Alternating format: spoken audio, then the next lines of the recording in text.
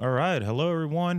This is Drillan. I promised you guys that I will be making a video as far as for my first initial call with some clients, a cold call, the middle call as far as for giving out the offer, and also the contract call itself.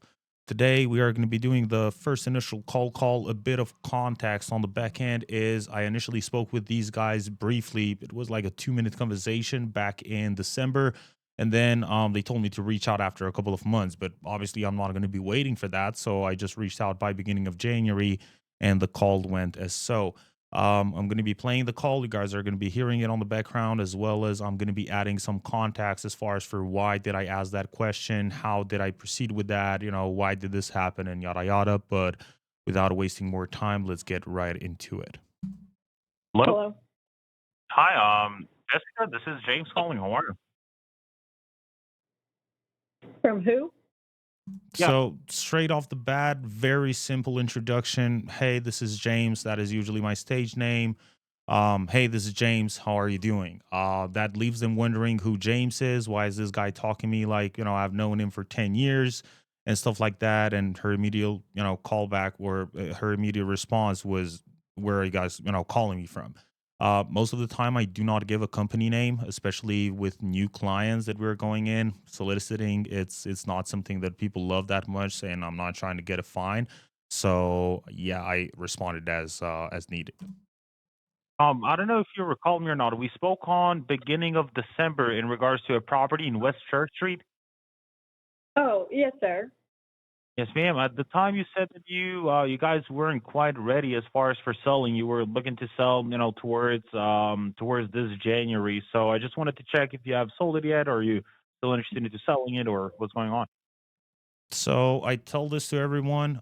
Basically, if they even say to you, call me back after 6 months, just ring out on the next month and say, hey, you told me to give a call on this month because you guys said that you would be more quite ready as far as for selling, and it usually works out. So it worked out on this case as well. Uh, we haven't sold yet. With all the cold weather and everything, we kind of got behind what we were planning. Mm-hmm. Um, excuse me. But we had some family members that were kind of living in it, and they kind of messed it up. So it does need work, but we are Gotcha. still wanting. But we are still wanting, to sell it. But it's just got pushed back a little bit further. Gotcha. Are you guys planning into making the renovations first and then selling it, or would you guys be open to an as-is offer? So what I'm doing here is I'm basically gauging the conversation. You always have to be in control of the conversation of where the convo is going to, what information they are going to give to you and whatnot. So over here, I'm truly trying to find out whether these guys are, planning into doing the renovations themselves and taking this as an investment property and maybe, flipping it themselves, or whether they are basically just tired of it and, they wouldn't want to deal with it and sell it on as is condition. And it went as proceeded. I mean, honestly, we'd be open to an as-is offer. That automatically gives me the green light to continue the conversation, grab the rest of the information, see what's going on, and it immediately seems like they actually had some motivation within them, which makes them the best, when it comes down into doing wholesale and whatnot. So Gotcha. Yeah, because it's no issues for us. I mean, we can definitely buy on as is condition is not an issue. So if the only thing holding you guys back was to essentially make that work happen, then we can definitely just buy it as is and get you guys free of it. Okay, so let me put you on speaker where my husband can hear as well, because he's actually Gotcha. here with. Amazing. So how Love would it. that Hey, work Steve. as far as? So how would that work as far as just an offer as is? Yeah. So obviously, I would need to confirm. So on this case, they're asking about the process on its own. I usually make it as simple and streamlined as possible and let them know ahead of time of what the next steps are going to be. This is basically just setting those expectations on what's going on in this phone call. What information am I going to need? Are they prepared to give me that information? And what is the end result that this is going to be yielding? You will notice on the call as well, for the type of the process that we do have in place, it honestly works pretty well because you're not going to be dealing with people that are asking for above market value or even market value on these sort of cases. But you basically you get rid of those objections that or those roadblocks that might come ahead of time just by setting up those expectations by the beginning of it. So it is truly something that I love doing. Some information, grab some, and also try and let you guys know with some sort of a range of what we can possibly do for it. And if we were to have any soft agreements, then I would love to schedule a walk where we can actually do a walkthrough on the home, and that way we can give you an exact price for it because it is quite tough for us to know exactly how much work the property would need and whatnot without taking a look at it. But as Mhm. far as I'm looking on some public data, it's So I'm not waiting for any sort of affirmations from their side. I'm straight up jumping for the script. Sometimes, as I said, you really gotta gauge and be in control of the conversation and what's actually going on. So on these sort of cases, I just let him know what the next steps are going to be. What are the expectations on for this phone call, what we're going to be doing into it, and I just jump straight into it by asking the necessary information. a four bedroom, a four five. So for the next couple of minutes, I'm only going to be basically confirming information as far as for the condition. What I mainly focus on these sort of deals is basically just getting the condition of the roof, especially the age of the roof, AC, and water heater. And also, I try to focus if they have actually done any sort of updates in the last 5 years as far as for the kitchen floors and bathrooms. But at the same time, I'm confirming number of bedrooms, number of bathrooms, what the square footage into it. Do they have any sort of add ons into it as well? Which in this case, they actually had a secondary apartment into the lot itself, which, definitely added some value into the whole thing. So the next couple of minutes are basically just confirming information into You it, have which AC which I'm definitely going to be skipping. and air conditioning. You property Let me sitting vacant see. right now, right? So then, my next question after the condition is basically finding out whether the property is vacant or not, whether somebody's living there, was the backstory and whatnot. What this gives us, it basically gives us the idea whether this would be a clean wholesale, whether this would be an ovation sale, whether this, whatever this is going to be, whether it's going to be a sub two, a creative financial deal, whatever you want to call it. The only reason why we do that is because, especially with owners living there or having tenants living there and doing novations on the disposition side of things, it is truly a mess. Setting up the walkthroughs and having the buyers come in and again with their agents and them having the opportunity to talk within each other.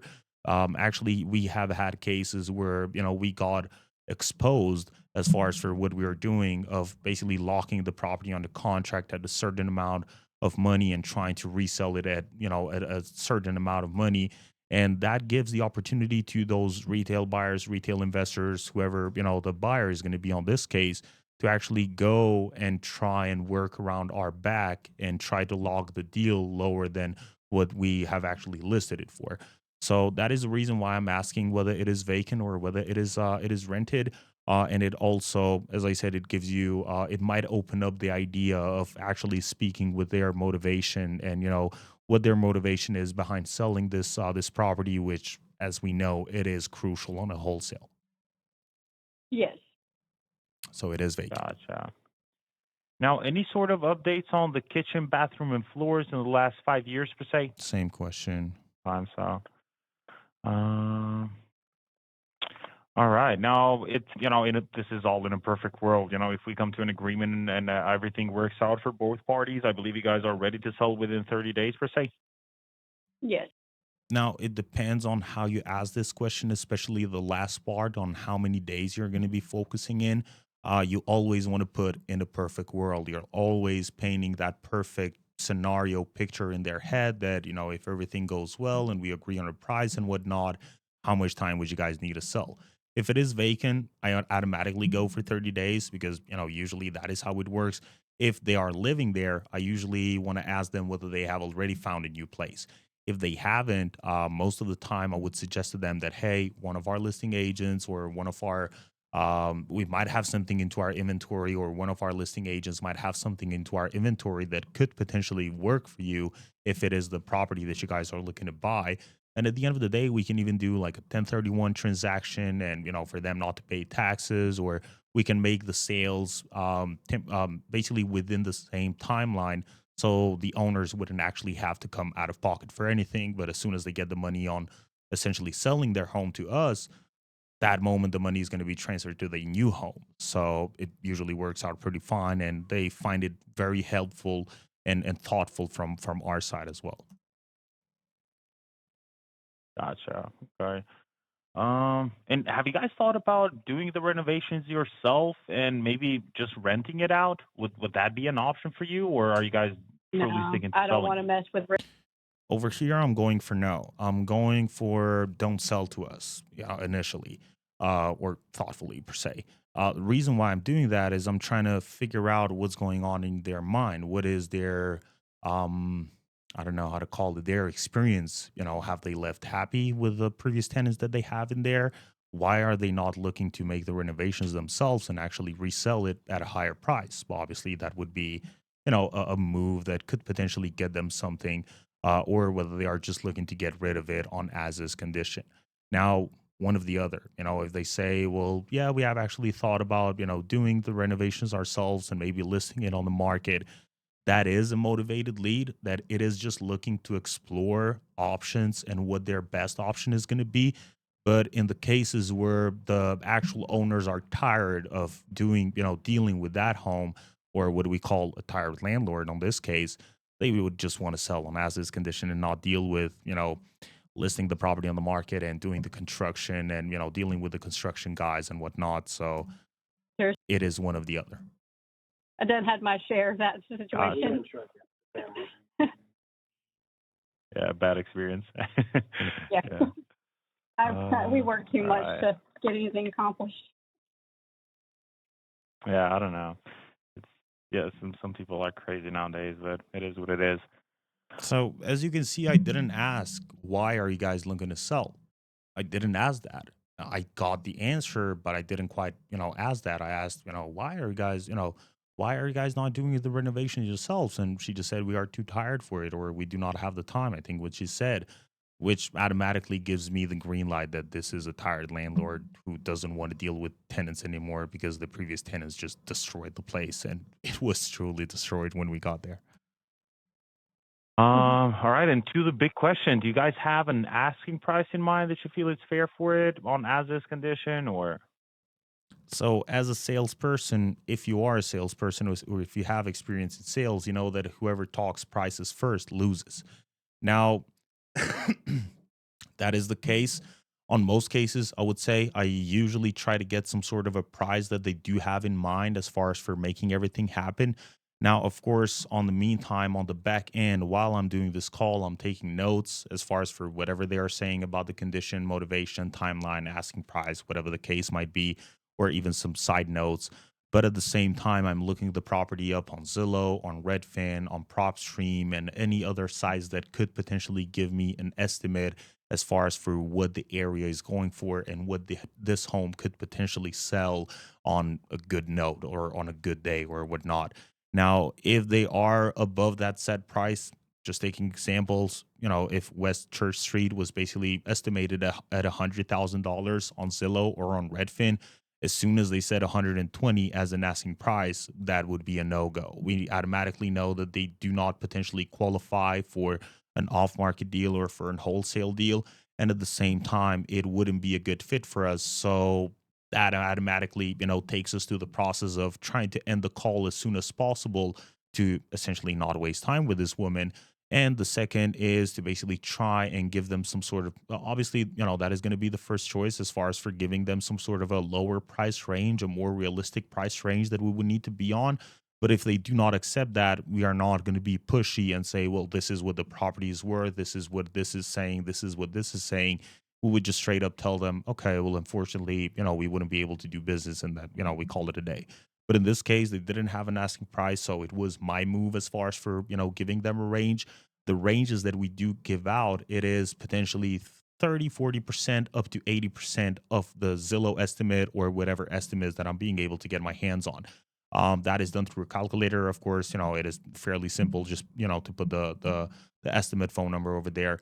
and that would essentially, I would give out that range and call it a day, as you can hear over here. But I always try to shoot lower than the actual range just to test the waters and see whether it would be a good fit or not. I think I did the same thing on this one and it worked out pretty well, so I'll let you see. Not really. We're just kind of open to see what you guys are willing to offer. Understandable. Okay. Well, I do have some ranges in hand now. Honestly, I'm just gonna be upfront about this. I'm not an expert when it comes down into running numbers. I'm no expert when it comes down into looking at the area and adding this and adding that, because obviously the property has quite some add-ons as far as for the three-car garage and also the multiple storage units. But it's basically just a rough idea of kind of a worst case, best case scenario of what I think Hmm. my financial team would come up with. But yeah, a set range of what we can possibly do for it, or at least that I think, as I said, is not do not take it as an offer or an evaluation or anything of that sort. But maybe Hmm. would something between 85 and 135 work for you guys, or Yeah, that would work. That was it. Simple as that. I usually put myself into the position, especially if I'm doing the acquisition myself. I put myself into the middleman position as far as for my financial team that I'm essentially going to be taking the numbers from, and the seller itself, just for the reason being that on the negotiation part, it tremendously helped. That's why I planted those seeds as far as for my financial team giving the final ranges into it. And at the same time, me just talking rubbish out of public data and not having an idea of what exactly is going to happen.